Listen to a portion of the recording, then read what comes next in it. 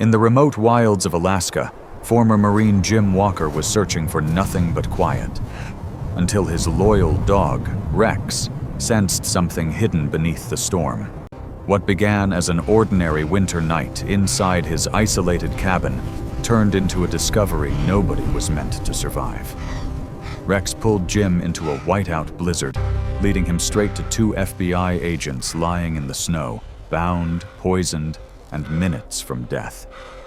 And as Jim called for help, he felt a presence watching from the tree line. A scarred figure who knew exactly what those agents had uncovered. This winter, one veteran and his dog will expose a secret the government tried to bury under the ice. The wind howled across the outskirts of Valden's Reach, a tiny, isolated settlement buried deep in the Alaskan wilderness, where winter felt less like a season and more like a force of nature deciding who was worthy of surviving its wrath. The streets were deserted beneath the flickering amber streetlights, and the sky churned with heavy storm clouds rolling in from the northern coast. Snow slammed against rooftops and scraped across frozen windows, like shards of ice dragged by invisible hands. Even the few locals who usually braved the cold retreated into their wooden cabins, knowing this storm carried the kind of cold that bit through bone and memory alike. On the edge of the settlement, near a dense line of black spruce trees, stood a weather-beaten cabin belonging to Jim Walker. Jim was a former Marine in his early 50s, tall and broad-shouldered, with a rugged, square jaw covered in a peppered stubble that never fully disappeared, no matter how often he shaved. His face carried the etched markings of a man who had seen too many deployments, lost too many friends, and returned home with a quiet heaviness tucked behind his calm gray eyes. His hands were thick and scarred from years of field work, yet gentle when handling the few things he still cared about. One of those things lay sleeping by the fireplace. Rex, a 7-year-old German shepherd with a powerful frame, dark sable fur, and amber eyes that reflected intelligence and loyalty forged through years of hardship. Jim tossed another log into the stove, watching sparks rise like fireflies caught in a whirl of heat. He reached down, brushing his hand through Rex's fur. The dog lifted his head but remained at ease, his chest rising and falling with steady breaths. Outside, the storm began tapping on the windows, each gust sharper than the last. Jim was used to winters like this, used to the silence that came with being alone, used to the cold that seeped under doors no matter how well they were sealed. It was the kind of life he chose after his last tour, after the world felt too loud, too chaotic, and too broken to remain part of. But that night, silence didn't last long. Rex suddenly jerked upright, ears pricking sharply forward.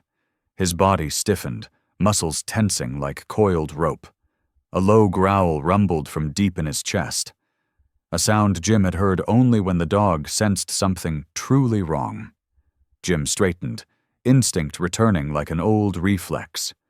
Before he could ask what was wrong, Rex darted to the door and pawed at it with urgency, whining, then growling again.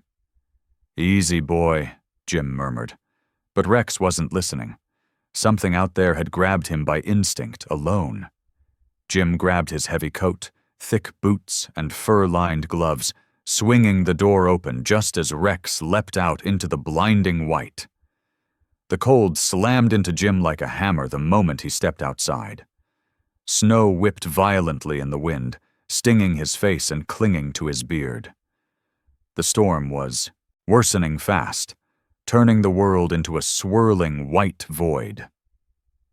Rex moved ahead with purpose, his silhouette barely visible through the sweeping snowdrifts. Jim trudged after him, his boots sinking into the powder with each step. He tried calling out, but the wind devoured his voice as soon as it left his mouth. Every few seconds he glimpsed Rex again, the dark outline cutting through the storm until the trees swallowed them both. They pushed deeper into the forest, the storm muffling everything except the crunch of snow beneath their steps. Jim's breath came out in short, foggy bursts as he forced himself forward, trusting Rex's instincts as he always had. The dog halted abruptly near a narrow cluster of rocks, barking sharply, then circling an area half buried in snow. Jim hurried to him and froze. Two bodies lay slumped against the base of a rock shelf, nearly hidden beneath the snowdrift. They wore dark tactical suits, the fabric torn and stiff with ice. Their wrists were bound with tight plastic zip ties, and strange white foam clung to the corners of their lips. Their skin had taken on a pale bluish tint that spoke of poison more than cold. Jim dropped to his knees, brushing snow from the chest of the male agent. The man looked to be in his late 30s, with short dark hair now dusted with frost, his jaw clenched even in unconsciousness. The woman beside him had long chestnut hair matted with ice, her breathing shallow and ragged. Both bore faint FBI patches on their sleeves. Jim pressed his gloved fingers to the man's neck and found a faint pulse, weak but alive. The woman's pulse fluttered even more inconsistently. "Damn," Jim whispered. "Hang in there." He reached for his radio transmitter clipped to his belt. Static crackled as he pressed the call button, the storm interfering with the signal. "This is Jim Walker reporting an emergency. I've got 2 federal agents down, possible neurotoxin poisoning. Coordinates are—" Static swallowed his voice. Jim hissed in frustration, adjusting his position. "Valden's Reach perimeter, North Ridge. Requesting immediate medevac." A faint acknowledgement came through the static. Someone heard him, though he couldn't tell who. Rex stood protectively at Jim's side, growling into the darkness beyond the rocks. Jim followed Rex's gaze and felt a chill deeper than winter creep into him. Through the white haze, a figure stood at the tree line about 30 yards away, motionless despite the howling storm. He was tall, wearing a long, dark coat that whipped around him. The faint glow from Jim's headlamp reflected off something pale running down the side of the man's neck. A long, jagged scar. Even from that distance, Jim felt the weight of the stranger's stare, cold and unblinking. For a moment, the storm fell away, leaving nothing but silence between them. The scarred man didn't speak, didn't move. He simply watched Jim, Rex, and the dying agents as if memorizing every detail. Then, without a sound, he stepped backward and vanished into the darkness between the trees, his silhouette swallowed by the storm. Rex barked furiously and tried to lunge forward, but Jim grabbed his collar just in time. "No, not now," Jim muttered. He scanned the tree line again, but the man was gone. Whoever he was, he had been waiting there long before Jim arrived. Jim worked quickly, lifting the female agent first and steadying her breathing as best he could. Rex circled them anxiously, ears pinned back as though expecting another threat. Jim placed his scarf against the woman's mouth to warm her breaths, and then secured the male agent's jacket to retain what little heat remained. The storm thickened to the point where even the trees disappeared in a white wall. Jim knew they didn't have much time before the cold finished what the poison started.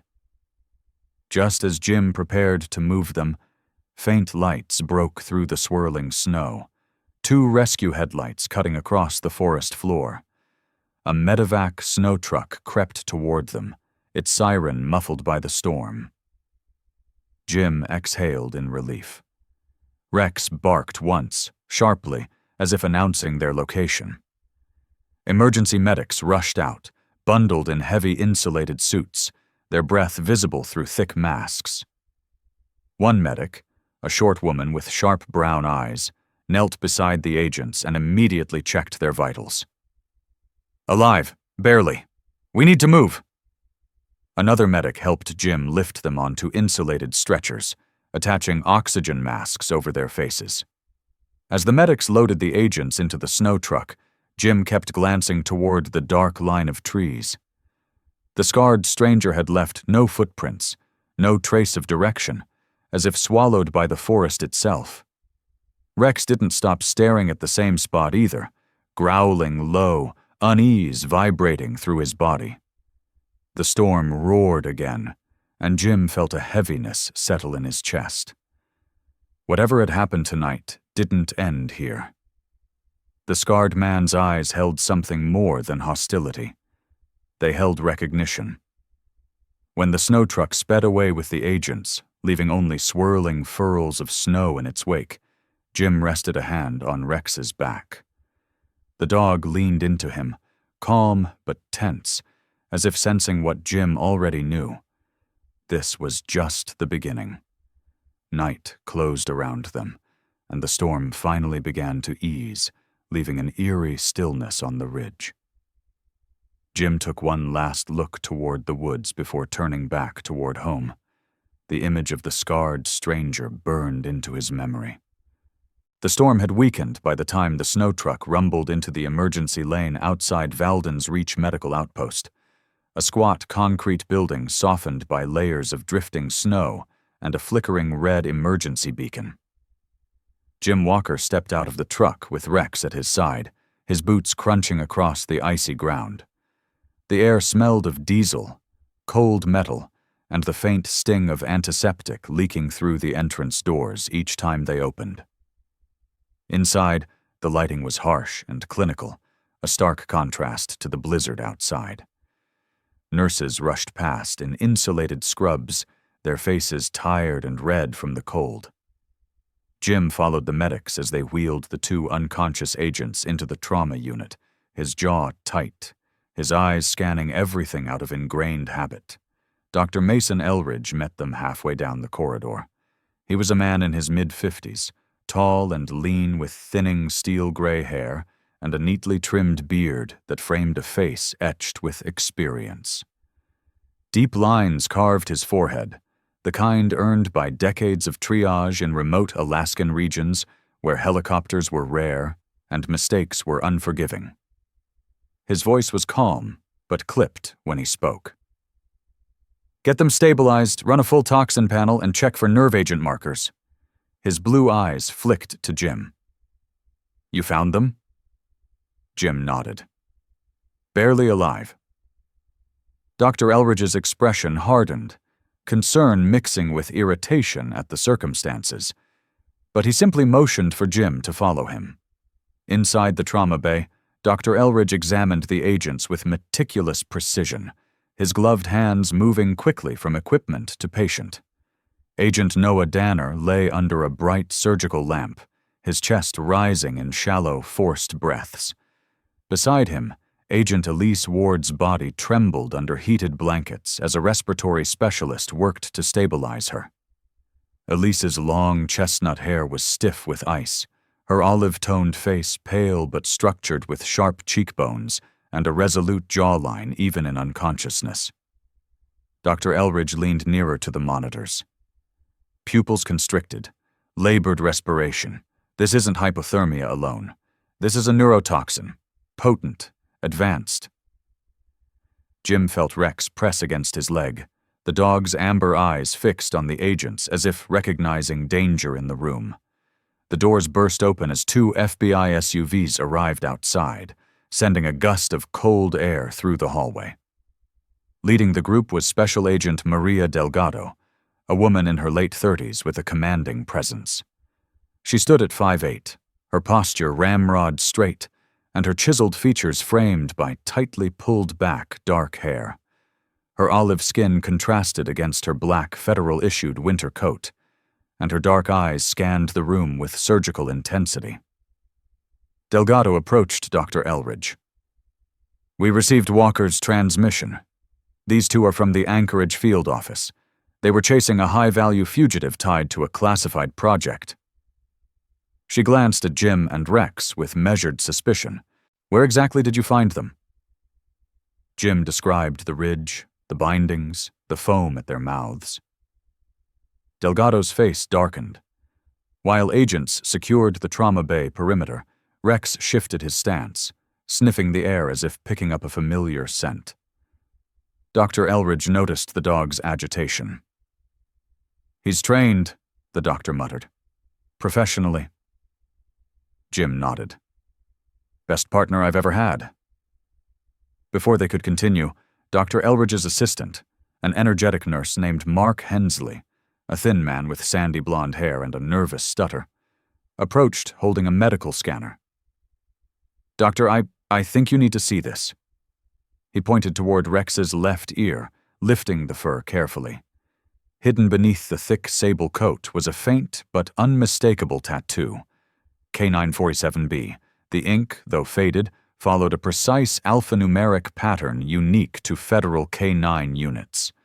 Special Agent Delgado stepped closer, her eyes narrowing at the tattoo. "That's a federal handler tag. These aren't used for ordinary service dogs." Jim felt his jaw tighten. "Rex wasn't ordinary even before I found him." Delgado exchanged a glance with one of her agents, a tall man in his early 40s named Peter Shaw. Shaw had a long, angular face with a graying beard and stern eyes shaped by years of tactical work. Shaw murmured, "Sentinel X used K9 units in its early phases." Jim's eyes snapped toward him. "Sentinel what?" Delgado exhaled slowly, clearly weighing how much she could reveal. Sentinel X was a classified experimental program focused on biochemical threat response. It was shut down. Permanently. Officially.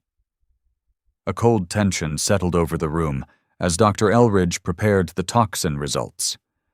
When the screen finally displayed the chemical markers, his expression shifted from concentration to alarm. "This neurotoxin isn't standard issue. It's engineered, military grade, high purity, and designed for rapid neural shutdown." Delgado studied the data, her jaw tightening. "This matches archive fragments from Sentinel X. Someone has resurrected it." Jim felt Rex lean forward, sniffing the air around Elise Ward's stretcher. Delgado looked at Jim again. "Walker, your dog didn't just stumble into this. He was part of it." Jim's expression hardened. "Rex saved lives tonight. That's all that matters."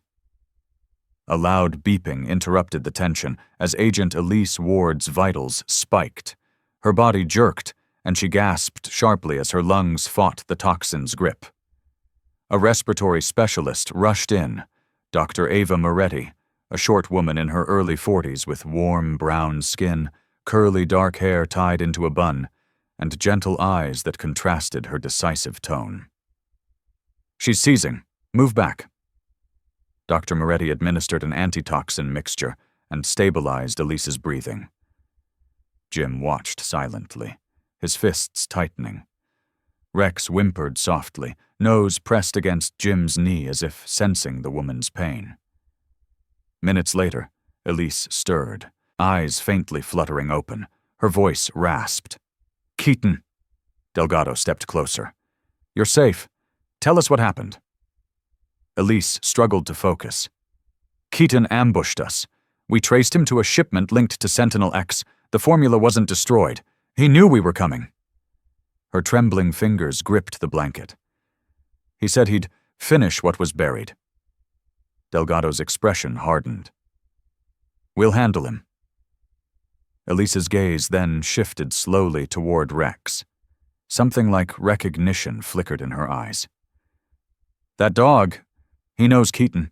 He reacted to him before." Jim looked down at Rex, puzzled. Dr. Elridge cleared his throat. If Rex was a Sentinel XK9, he may have been assigned to individuals working in the program. Delgado nodded grimly. "Keaton was on Sentinel X, before he went rogue." Jim crouched, running a steady hand down Rex's neck. "Why didn't I know?" Delgado's voice softened just a fraction.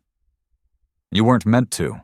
Sentinel X dogs were tagged, trained, and, when the project collapsed, most vanished into the system." She looked pointedly at Rex. "He was never supposed to resurface."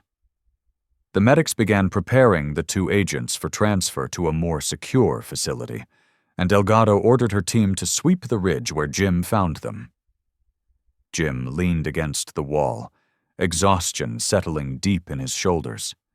His mind replayed the image of the scarred man standing between the trees, a threat that felt too deliberate, too patient. Rex pressed close to Jim, tail tucked but eyes sharp, still scanning every corner of the room. Jim spoke quietly to Delgado. "Whoever he is, he's not just a fugitive." Delgado nodded. "No, he's the last surviving architect of Sentinel X." Jim's expression darkened. "Then he's the reason those two almost died." As the hall quieted and personnel began clearing the trauma unit, Jim knelt beside Rex, scratching behind the ear where the tattoo lay hidden. "What did they make you into?" Rex looked up, calm but alert, as though sensing the weight of the moment. The storm outside finally began to fade, leaving a heavy silence over Valden's reach. Delgado approached one last time. "Walker, we'll need your cooperation going forward. You and that dog are now part of a federal case." Jim exhaled slowly. "I didn't ask for that." Delgado shook her head. "No one involved in Sentinel X ever did." The wind outside Valden's Reach medical outpost howled like a wounded creature as Jim Walker leaned against the cold metal railing of the small waiting area. The fluorescent lights buzzed above him with a low hum, creating a rhythm that matched the pounding in his temples. Rex sat pressed against his boots, tail still, amber eyes sharply watching every movement in the hallway. It was past 3 a.m., yet Jim could not bring himself to rest. Something about the storm felt wrong, the kind of instinct honed during years of military service. And Rex's constant pacing earlier only amplified that feeling. The German shepherd kept looking toward the frosted windows as if expecting someone to emerge from the darkness outside. Inside the ICU, Agent Noah Danner stirred awake. His breathing was shallow but no longer erratic, and a faint flush returned to his face. A nurse adjusted the lines on his IV while Dr. Mason Elridge stood nearby, his expression lined with both fatigue and relief. Jim watched from the doorway, shoulders heavy beneath his military cold-weather parka. Noah finally opened his eyes fully, blinking hard as though piecing together fractured memories. When his gaze found Jim, the agent's jaw tightened. "The man with the scar," Noah rasped. "Keaton. R. Keaton." Dr. Elridge exchanged a sharp look with Special Agent Maria Delgado, who had been standing silently against the wall. Maria Delgado stepped forward, her boots tapping firmly on the tile floor. "Noah," she said calmly, "tell us exactly what happened when you and Elise encountered Keaton." Noah swallowed, the tendons in his neck trembling. "Keaton used to be one of us, former Sentinel Division intelligence lead. He wasn't just dismissed, he was expelled. He stole data before the shutdown and vanished. We traced a lead to a remote cabin outside Anchorage, but he was waiting. He said he would finish what the cowards buried." Noah turned his head slightly toward Jim. "And he wants the dog back." Jim stiffened, instinctively placing a hand on Rex's back. Rex growled low, recognizing the name. Minutes later, Elise Ward, whose condition had stabilized more slowly, awoke with a jolt, her hazel eyes glassy with fear. Her long chestnut hair framed her pale face, damp with sweat despite the cold air. When she saw Agent Delgado, she tried to sit up, wincing from the strain. "Keaton, he isn't working alone," she managed to whisper. Delgado leaned in. "Do you know who's with him?" Elise shook her head weakly. "No, but he said something about retrieving what's his. He meant the dog." Jim glanced down at Rex, whose ears flattened as though he recognized the implication. Elise's voice cracked. "Rex was Keaton's." Jim's breath clouded the air. It was the first time he had ever felt Rex pull slightly away from him. Later that morning, Jim returned to his truck to collect supplies. The sun hadn't truly risen. Instead, the sky bore a pale gray haze that turned the snow into a vast silver field. Rex trotted close, but his gait was tense and robotic, nothing like his usual controlled confidence. Jim crouched beside him, brushing snow from Rex's dark sable fur. "What's going on with you, buddy?" Jim murmured. Rex didn't look at him, his gaze fixed on the tree line beyond the outpost, tail rigid, nostrils flaring. Jim followed his stare, but he saw nothing, only shadows carved by the morning wind. Yet his instincts told him that something, or someone, was watching them. Back inside, Maria Delgado briefed the growing team of FBI personnel. Among them was a new arrival, Agent Colton Reeves, a cybersecurity specialist in his early 30s.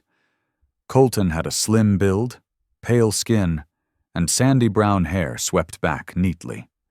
His rectangular glasses perched on a narrow nose above a clean-shaven face, giving him a sharp, analytical look. His voice was calm and precise as he explained technical details about Sentinel X files. "Keaton wasn't just a field operative," Colton said, tapping a tablet screen. "He had access to all handler profiles, biochemical reports, and K9 intelligence logs. If Rex belonged to him, he might know the dog's behavioral triggers. That includes ways to manipulate him." Jim felt a slow, icy dread crawl up his spine. As the agents prepared to relocate Elise and Noah to Anchorage Federal Hospital, Dr. Ava Moretti watched over them in the transfer bay.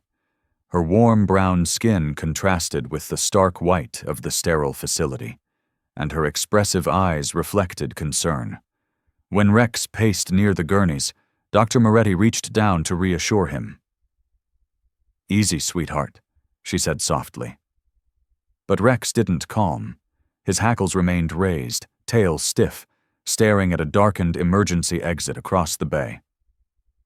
Jim followed the dog's focus and took a step forward, hand instinctively moving toward the hunting knife he kept sheathed inside his parka. An unsettling calm filled the space just before the emergency lights flickered. Jim's senses sharpened instantly. Rex took 3 steps toward the exit, muscles coiled. Jim called out to Delgado, "Something's wrong." As Delgado barked orders and agents drew their weapons, the heavy metal door at the bay's far end clanged softly, as if touched from the outside. The sound was subtle, but too deliberate. Agent Peter Shaw, with his graying beard and stern expression, stepped toward the door and signaled for backup. His gloved fingers hovered over the holster of his sidearm. "Movement outside," Shaw muttered.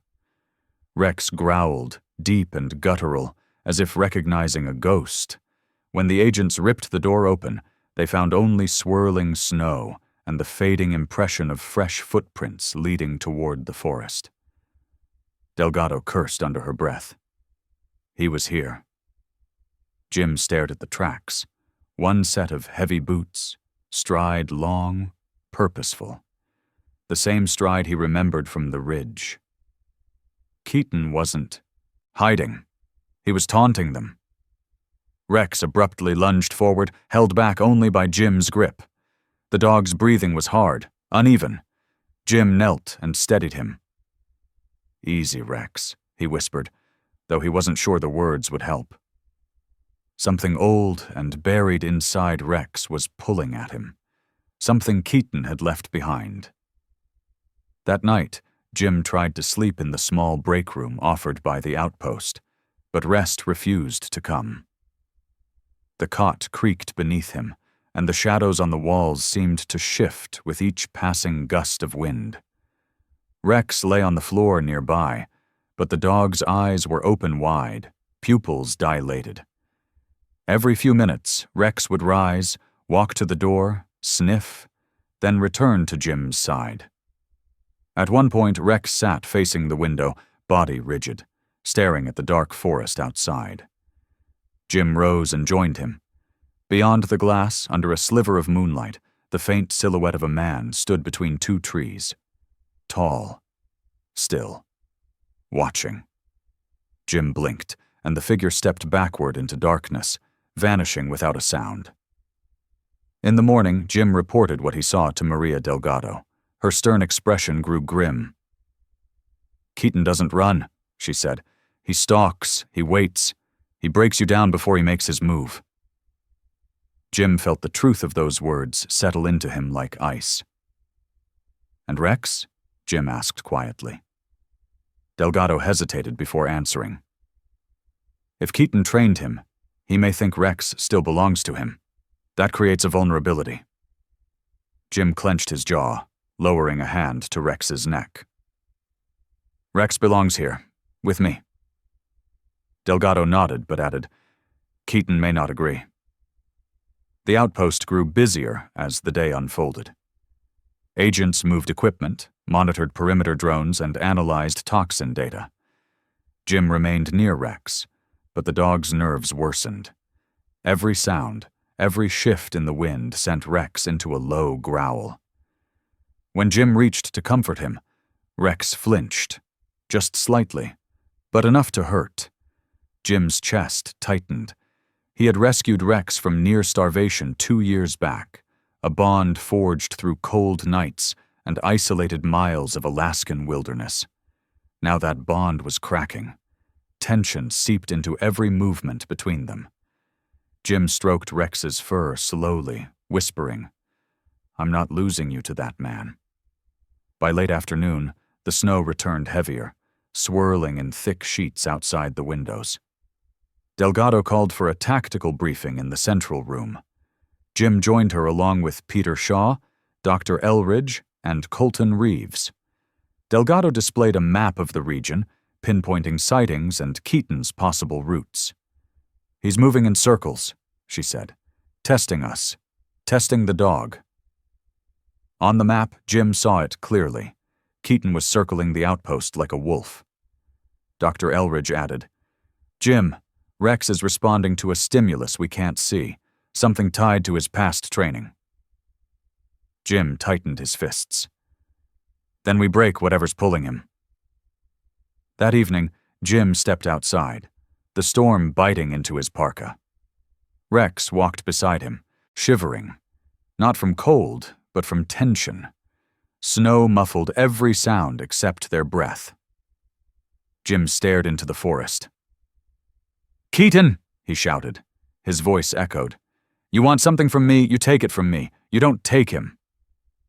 There was a long silence before a faint whisper of movement sounded from the trees. Rex froze. Jim held his breath. Then a voice, distant, cold, carried through the wind. "He was mine long before he was yours." Rex whimpered, and Jim's heart sank. The battle was no longer physical. It was psychological, and it had already begun. The sky over Valden's Reach turned a colorless gray as morning crept across the Alaskan wilderness. Snow draped the evergreen trees like heavy white blankets, muffling every sound except the low whistle of wind weaving between branches. Jim Walker pulled the zipper of his military cold-weather parka all the way to his chin, breath fogging in the cold as he tightened his gloves. Rex trotted beside him, the German shepherd's dark sable fur bristling with tension. Behind them, Special Agent Maria Delgado and Agent Peter Shaw approached through the snow, their black tactical coats contrasting sharply with the frozen landscape. Delgado's sharp eyes scanned the tree line, while Shaw, with his salt and pepper beard and granite-cut features, adjusted the strap of his rifle.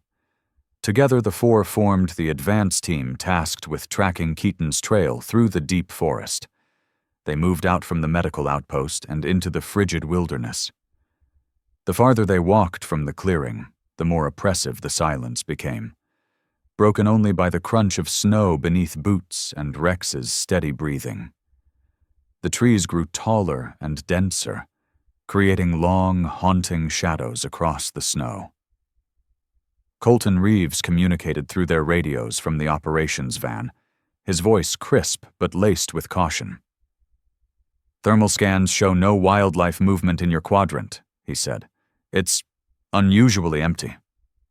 Shaw clicked his mic. Meaning what? Colton hesitated. Meaning someone might be driving animals away. Jim felt Rex tense, the dog's ears flicking toward distant sound. Something faint, metallic, almost like a shutter slamming shut. Jim exchanged a look with Delgado. They increased their pace. After nearly an hour of trekking, Rex suddenly stopped dead in his tracks. His amber eyes locked on a patch of untouched snow ahead. Jim knelt beside him, brushing Rex's ear where the faded Sentinel X handler tattoo lay hidden. "What is it, buddy?" Rex lowered his head and began sniffing thoroughly, body stiffening. Shaw stepped forward to examine the ground. "Footprints," he said, pointing to a set of boot impressions partially covered by fresh snowfall. Long stride, heavy weight, exactly like the tracks they had found outside the outpost the night before. Delgado knelt to examine them as well. "Keaton came through here recently, no more than 2 hours ago." Jim looked deeper into the forest where the tracks led. With Rex suddenly pulling at the leash, they continued the pursuit, weaving between towering spruce and ice-coated boulders. The trees thinned as they neared a slope shaped by time and cold, and the air grew noticeably colder. Jim saw their breath growing heavier, almost sluggish, as if the temperature had dropped 10 degrees in seconds. The reason soon became clear. Ahead stood a large depression in the snow, an oval pit about 10 feet wide, encircled by crooked steel posts protruding from the ground like ribs. At its center was a heavy metal hatch, sealed shut by layers of frost. Delgado approached carefully, wiping ice from the rusted surface to reveal a faded stencil. Sentinel X Research Sub-Vault. "How the hell did this end up out here?" she muttered. Jim examined the structure. "This wasn't meant to be found." Shaw ran his gloved hand along the metal. "Or it was meant to stay buried." Rex growled, circling the hatch with pricked ears. His instincts sensed something inside, or someone who had been inside recently. They attempted to pry open the hatch using a crowbar Shaw carried. The steel groaned, resisting each attempt like a stubborn relic refusing resurrection. As Jim placed his weight onto the lever, the snow beneath his boots shifted. Not naturally, but as though something below had given way. Rex barked sharply just before Jim heard a metallic click echo from inside the hatch. Delgado's voice cut through the cold. "Jim, move!" But the warning came an instant too late. A concussive blast erupted beneath the snow, flinging shards of ice and dirt into the air. The force sent Jim tumbling backward as the ground split open. Rex lunged toward him with desperate speed, teeth gripping Jim's sleeve to pull him away from a collapsing chunk of earth. Snow and steel erupted upward as the shockwave cracked across the trees, sending birds scattering into the pale sky. The smoke thinned slowly, revealing Jim on his back, coughing as Rex stood over him protectively. Shaw and Delgado regrouped quickly, taking defensive positions behind fallen logs while scanning the perimeter for Keaton. Jim groaned as he pushed himself up, brushing soot from his parka.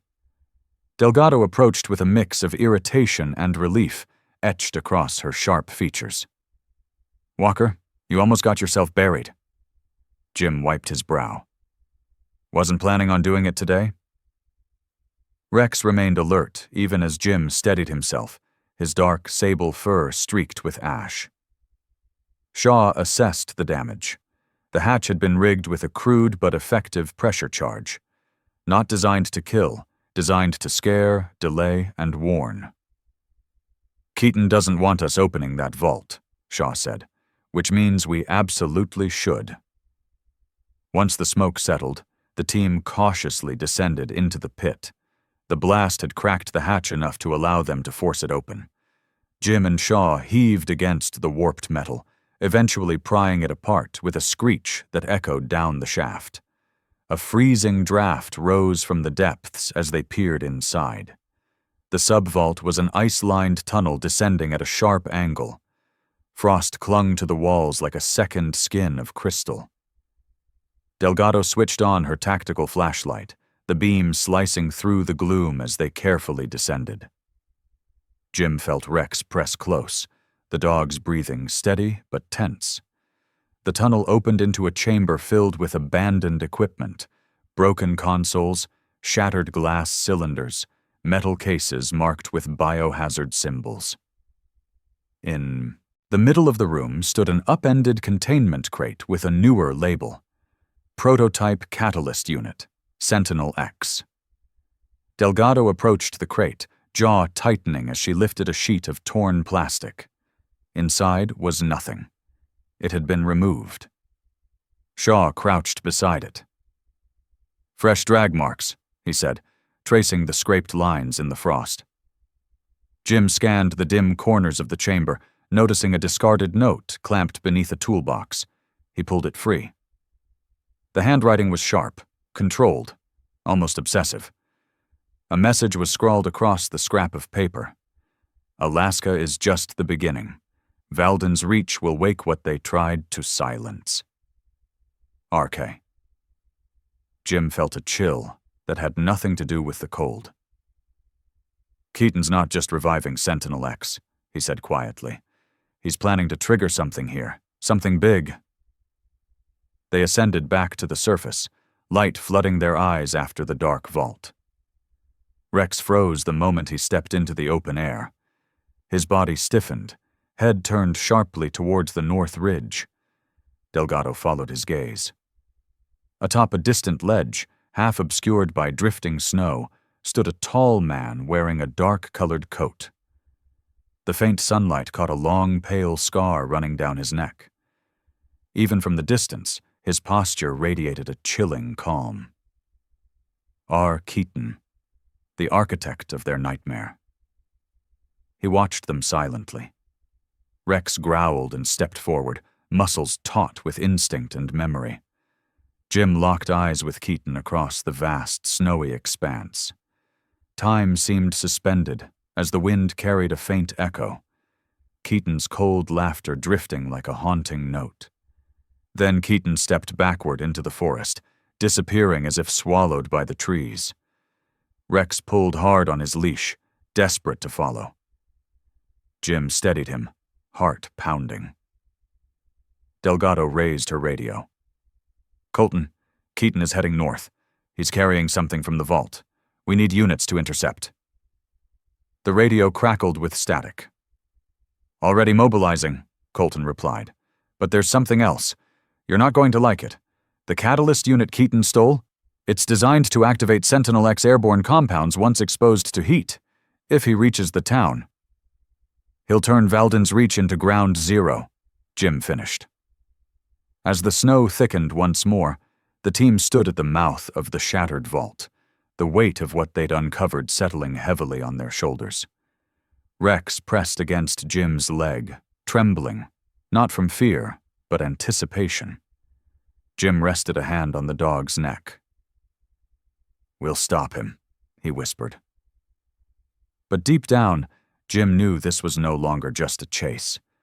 It was a war Keaton had already begun planning years ago, and Jim, Rex, and the FBI were running out of time. The second storm arrived with a vengeance, swallowing Valden's reach in a swirling wall of white. The outer floodlights of the medical outpost flickered desperately, fighting against the wind screaming across the snowfields.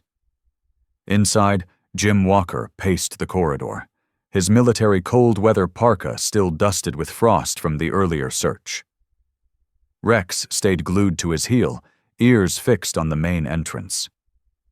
Special Agent Maria Delgado stood beside a window, arms crossed over her tactical winter coat, her sharp eyes following the erratic pulse of the lights.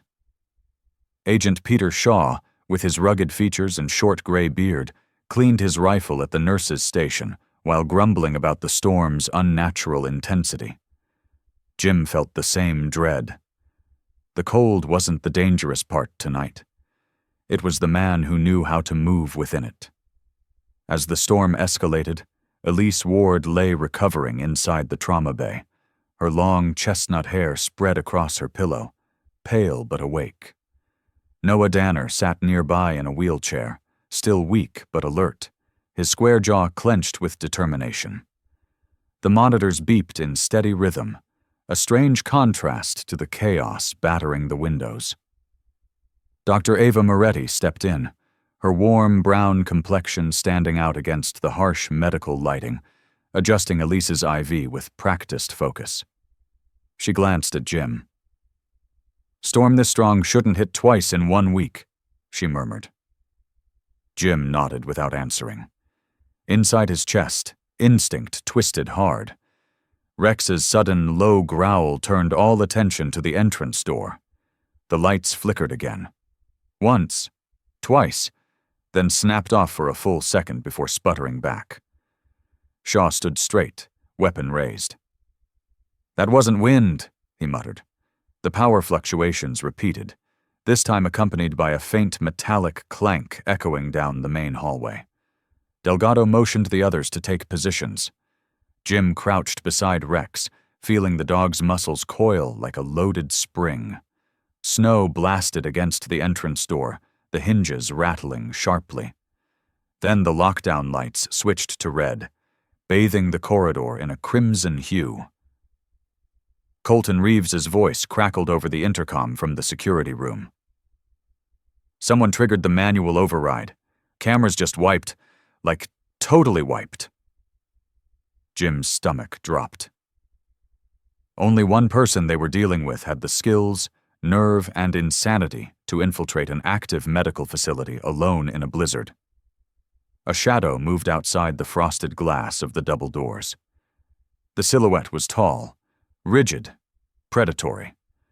Rex snapped his jaws, barking with a tone Jim hadn't heard since combat. The door crashed inward with a force that slammed it against the wall. Snow and black wind swept into the hallway. Standing in the shattered frame was R. Keaton, tall and lean, wearing his long, dark coat peppered with ice. His scar, a jagged, pale slash from jawline to collarbone, glowed stark white under the emergency lights. His hair was dark, unkempt, and his eyes held a cold, almost tranquil mania. "Evening," Keaton said calmly, his voice echoing down the corridor. "Time to reclaim what's mine." Delgado raised her firearm. "Drop to your knees, Keaton." Keaton smiled, stepping fully inside. "Sentinel X is awake, Agent Delgado. You're all already too late." Rex lunged at the exact instant Keaton reached into his coat. Chaos erupted. Rex slammed into Keaton, driving him backward into a supply cart, metal clattering across the floor. Jim sprinted forward as Delgado and Shaw fanned out to flank the attacker. Keaton fought like a man possessed, rapid, efficient, and shockingly strong. He hurled Rex aside and swung a metal tray at Jim's face. Jim blocked it with his forearm, the impact ringing through his bones. Rex recovered instantly, teeth bared, charging again. Keaton drew a compact black injection device from his coat. "You don't get to keep him," Keaton snarled, lunging at Rex. Jim tackled Keaton sideways, slamming him into the wall. The injector skittered away across the tiles. Snow continued pouring inside, coating everything with ice. Elise screamed weakly from her bed as Noah struggled to rise. Delgado fired a warning shot that shattered a ceiling light. Keaton ducked and threw a steel canister toward Shaw. Shaw rolled behind an overturned bed, cursing as the canister burst in a hiss of cold vapor. Not toxic. Smoke. A diversion. Keaton vanished into it like a ghost. Jim coughed and shielded Rex with his arm as shadows danced in the haze. Delgado moved swiftly, slicing through the smoke with her flashlight. Shaw followed, rifle raised, but Keaton was already moving towards the trauma bay. Elise gasped as his silhouette materialized at her doorway. "2 loose ends left," he said coldly. Elise tried to scream, but her voice cracked. Noah pushed himself between her and Keaton, jaw clenched. Jim saw the danger and launched himself toward the room. Jim collided with Keaton just as the man aimed a blade toward Noah. The two men crashed into a supply cabinet, metal instruments raining down around them. Keaton's eyes burned with obsession. "You think you saved that dog?" he hissed. "I built him. I made him perfect." Jim tightened his grip, teeth clenched. "You broke him." Keaton headbutted Jim, splitting the skin above Jim's eyebrow. Rex charged again, leaping with ferocity Jim hadn't seen since their rescue 2 years ago. Rex clamped onto Keaton's forearm, dragging him down. Keaton roared in pain, but didn't relent. He reached toward a second knife strapped to his boot. Delgado and Shaw stormed in, both shouting warnings. Shaw fired a controlled shot. The bullet hit Keaton's shoulder, spinning him backward into the edge of the bed. Rex released his grip, but remained ready to strike again. Blood seeped through Keaton's coat as he staggered to one knee. Delgado kicked the knife away and slammed him down with her full weight, snapping a pair of tactical cuffs onto his wrists. Jim, breathless and bruised, grabbed Rex's collar to steady himself. Keaton looked up at them with a crooked grin, despite the blood streaking his lip. "You think this is victory?" he rasped. "Catalyst unit is already in place. Sentinel X is awake. Valden's Reach will be my proof of concept." The words hit harder than the fight. Delgado hauled Keaton up, eyes blazing with fury. Shaw retrieved the injector, staring at its label in horror. This wasn't for Rex. This was for the town. Elise trembled on her bed as Dr. Moretti rushed in to check her vitals. Jim pressed a hand against the bleeding cut above his eyebrow while Rex sat pressed against him, breathing heavily. Keaton began laughing, a low, hoarse sound that echoed through the hallway, chilling everyone who heard it. "This is only the beginning," he whispered. "The storm you're afraid of isn't weather." The storm outside intensified, as if responding to his words. Snow hammered the walls, the building trembling under the wind. Delgado signaled for agents outside to reinforce every entrance. Shaw dragged Keaton toward the holding room, though the man's dark smile never faltered. Jim crouched to steady Rex, stroking the dog's fur slowly. Rex leaned into him, but remained tense, eyes fixed on where Keaton had stood moments earlier. Jim whispered, "We're not letting him win." And though Rex didn't understand the words, the dog understood the tone and the promise. The dawn over Valden's Reach broke in a muted gray, the kind of winter morning where the sky and the snow seemed carved from the same cold stone. The blizzard had weakened, but left behind a landscape buried in uneven drifts, jagged like frozen waves. Inside the makeshift FBI command post, the generator hummed beneath flickering lights. Jim Walker stood near the entrance with Rex pressed against his leg. Jim's military cold-weather parka, with its high collar and double zipper, was still damp from the night's chaos. His 50-year-old face bore new bruises, and exhaustion shaded the lines carved by years of discipline and solitude. Maria Delgado, her black tactical coat still streaked with frost, studied a glowing screen, while Peter Shaw, tall and broad-shouldered with a square, gray-tinged beard, checked his rifle in silence. The crisis was far from over. A new figure stepped into the room carrying a metal case. Dr. Leon Havers, a molecular biologist from the Anchorage Advanced Pathogen Unit, was a woman in her early 40s with sharp cheekbones, pale skin, and long jet-black hair tied in a thick braid that fell past her shoulder. Her expression carried that particular calm of scientists, accustomed to staring into disasters. She set the case on the table, her blue gloves faintly powdered with frost. "We finished analyzing the sample extracted from Keaton's injector," she said, her voice low and steady. "This isn't the original Sentinel X formulation. It's a hybrid. Something colder, something built to survive long exposure in sub-zero environments. Jim exchanged a glance with Pedro Shaw. Delgado exhaled sharply. So he wasn't bluffing. He was preparing for wide-range dispersal. Rex growled, tail low, as the screens on the wall flickered with a satellite map.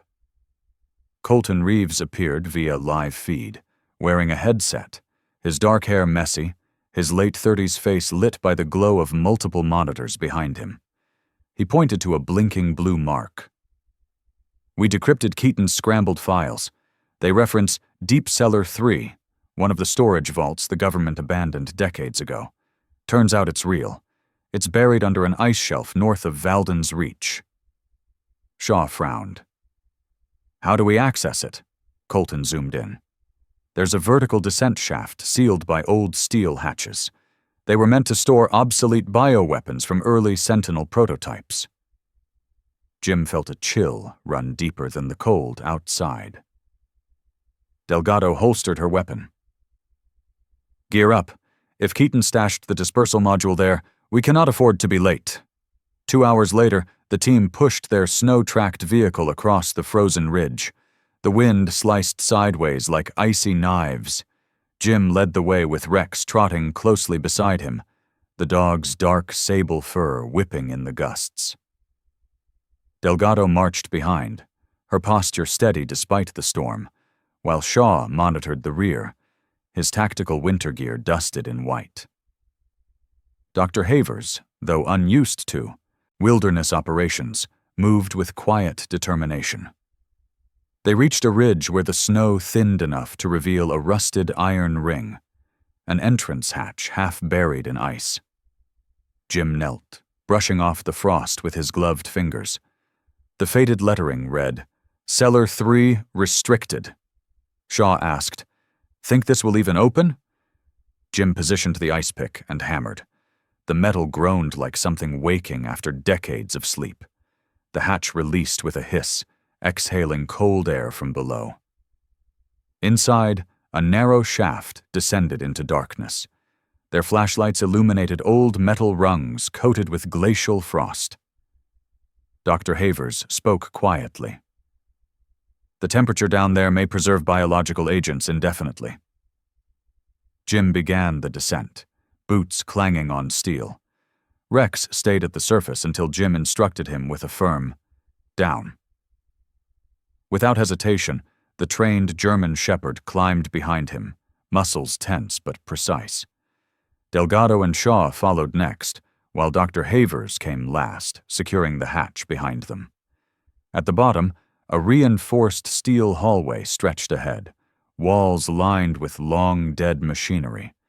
The air smelled metallic, sharp, and ancient. They advanced through the corridor, their lights cutting thin beams across frost-bitten tiles. Jim paused when Rex froze, ears raised, nose twitching toward a sealed laboratory door. Delgado approached, gun raised. Shaw cursed under his breath. Tell me that toxin isn't already loose. Havers stepped forward, brushing frost off a control panel with careful, graceful fingers. There's energy running through the secondary conduit. Something or someone powered the system recently. She typed a sequence. The door unlocked with a deep metallic rumble. Inside, dim emergency lights illuminated rows of old cryo chambers, some shattered, others humming faintly. At the center sat a steel module emitting a pulsing blue glow. Jim recognized it immediately. The dispersal unit. Before they could approach, a movement flickered behind a cryo tank. A man stepped into view. Agent Kurt Andrus, mid-30s, sandy blonde hair, narrow, sharp features, wearing a standard-issue winter tactical suit. Delgado aimed instantly. Andrus? You're supposed to be in Anchorage Command. His expression was wrong, hollow, jittery. Keaton, he came to me, Andrus muttered, voice trembling. He said the Bureau lied. He said Sentinel X was meant to be a weapon against us. Dr. Havers whispered, He's been exposed. His pupils were pinpricks. Shaw slowly lowered his rifle, but didn't holster it. "Andres, step away from the module." Instead, Andres placed a hand on the dispersal unit's casing. "It's too late. He already primed the sequence."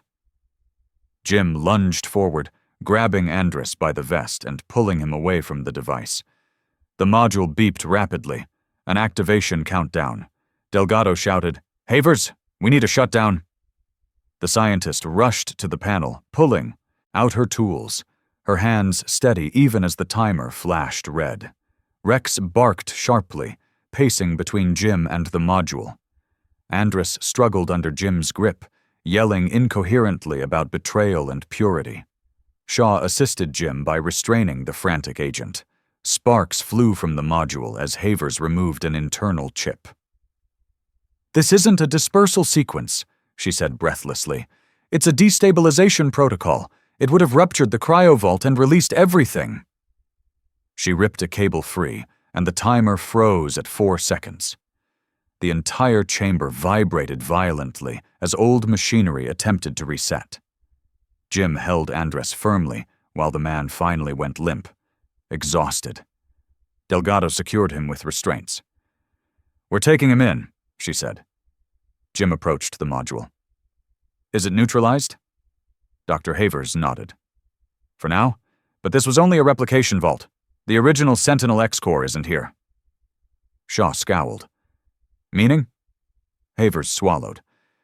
"Meaning Keaton moved the real bioweapon before we arrived, but he didn't expect us to decipher the destabilization logs." Delgado lifted her radio.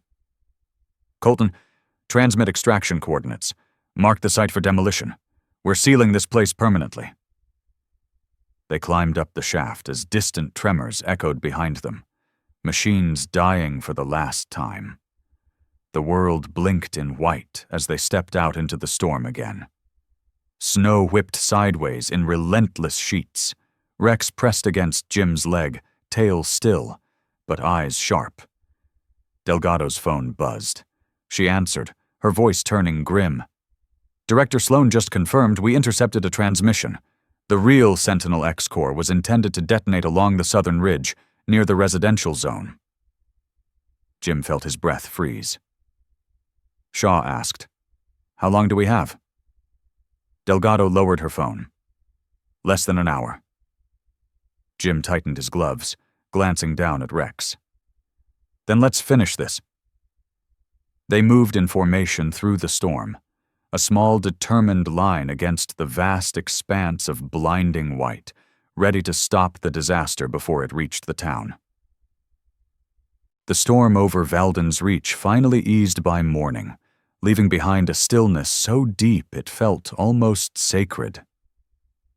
The sky slowly softened from iron gray to pale gold as the sun rose behind the ridge, casting long beams of light across the frozen clinic parking lot where emergency vehicles waited like silent sentinels. Jim Walker stepped outside, breath forming clouds in the cold air, his military cold-weather parka still streaked with dried ice. His 50-year-old face showed deep exhaustion, but there was solidity in his posture, a tired man standing tall now that the danger had passed. Rex stayed close at his side, dark sable fur shimmering faintly under the soft daylight. The war in the snow seemed to be ending, finally. Inside the clinic, federal marshals escorted R. Keaton down the hallway. His normally predatory stride was gone.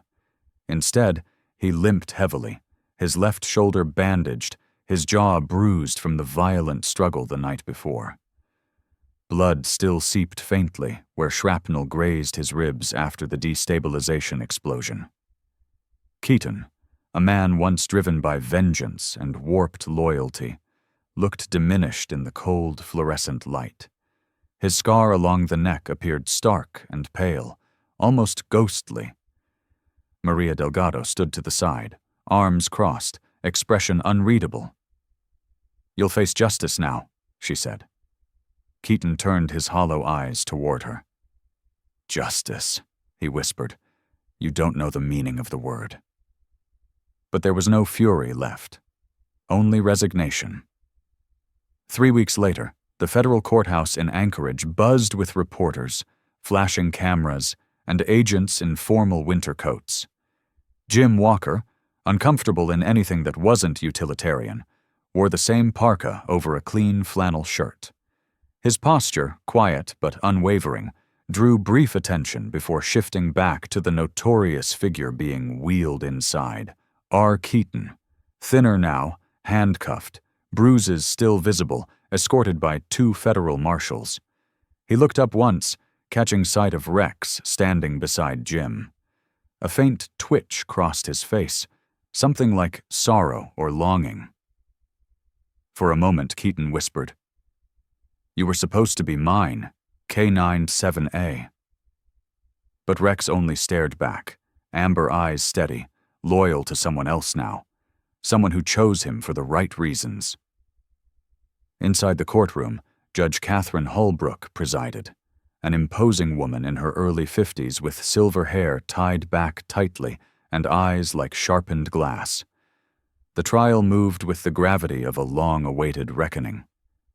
Jim watched silently from the second row while FBI agents testified. Scientists explained the danger of Sentinel X, and Keaton remained expressionless. Dr. Leon Havers, calm and composed in her dark winter coat, detailed how Keaton manipulated the destabilization protocols. Maria Delgado gave a clear, steady recount of the pursuit.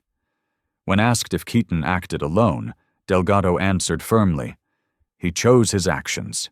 He carried his own revenge." By the end of the hearing, Keaton's shoulders slumped. Not in defeat, but in acceptance. Judge Holbrook's verdict echoed through the silent hall. Life imprisonment without possibility of parole. After the trial, the wind outside carried the scent of thawing snow as people gathered on the courthouse steps. Jim stood apart from the crowd, hands in his pockets, watching the horizon where Alaska's mountains rose like ancient guardians. Rex sat beside him, tail brushing lightly against Jim's boot. Maria approached, her dark hair pulled back under a winter cap.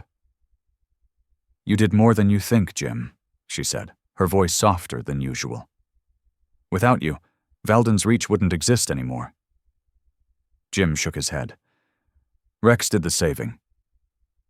Maria's lips curved into the faintest smile. "Maybe, but he followed your lead." Rex nudged Jim's hand with his nose, as if agreeing. 2 days later, the community gathered outside the renovated town hall of Valden's Reach. Flags fluttered in the brisk wind. Families and officers stood bundled in coats, while the Alaska State K-9 unit choir played a low, solemn tune. A wooden stage had been built near the memorial stone dedicated to the Sentinel victims. Director Valerie Sloan, tall with cropped blonde hair and a powerful presence, stepped forward holding a velvet case. "Today we honor courage beyond duty," she announced. Jim stood front and center with Rex sitting stiffly at his side. The crowd quieted as Sloan opened the box, revealing a silver medallion engraved with the emblem K9 of Honor. Her voice carried over the gathering. "For saving lives, preventing a biological disaster, and displaying unwavering loyalty, we award Rex this title." Rex tilted his head as the medal was placed around his neck, prompting a warm wave of applause. The townspeople approached after the ceremony, shaking Jim's hand, thanking him. A local elderly couple brought Rex a hand-knitted scarf, blue with tiny paw symbols. A teenage boy asked Jim for a photo with Rex. Jim, usually withdrawn, surprised himself by agreeing. Maria Delgado and Peter Shaw stood to the side, watching with quiet pride. "He's opening up," Shaw murmured.